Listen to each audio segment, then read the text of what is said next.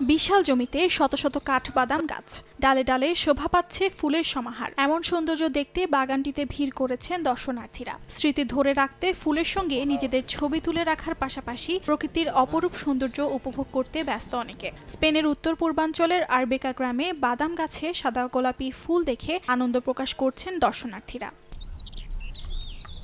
তবে দেশটিতে স্বাভাবিক সময়ের তুলনায় বেশ কয়েক সপ্তাহ আগেই বাদাম গাছে ফুল ফুটেছে। এবার উষ্ণ তাপমাত্রার কারণে গাছে ফুল ধরেছে বলে জানায় গবেষকরা।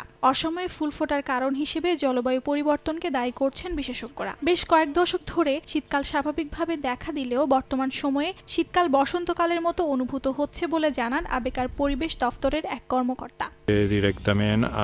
জলবায়ু পরিবর্তন সরাসরি ফুলকে প্রভাবিত করে। আমরা বেশ কয়েক দশক ধরে ঠান্ডা এবং কুয়াশা সহ শীতের সম্মুখীন হয়েছি, কিন্তু এখানকার শীতকাল বসন্তের মতো। আমি এখানে এসে আনন্দ অনুভব করছি। আমি এখানে ফুল, মৌমাছি, গাছপালা এবং কীটপতঙ্গ দেখেছি। এসব কিছু দেখার জন্যই আমরা এখানে এসেছি। এবারের মৌসুমের কাঠবাদাম ফুলগুলো জানুয়ারি মাসের শেষের দিকে ফোটা শুরু হয়েছে, যা সাধারণ সময়ের চেয়ে প্রায় 18 দিন বা 3 সপ্তাহ আগে বলে জানায় বিশেষজ্ঞরা। 1981 সালের পর স্পেনের উত্তর পূর্বাঞ্চলে এবার দ্বিতীয়বারের মতো বাদাম গাছে আগাম ফুল ফুটেছে বলে জানা যায়। অর্জিতা শেহজিন, সময় সংবাদ।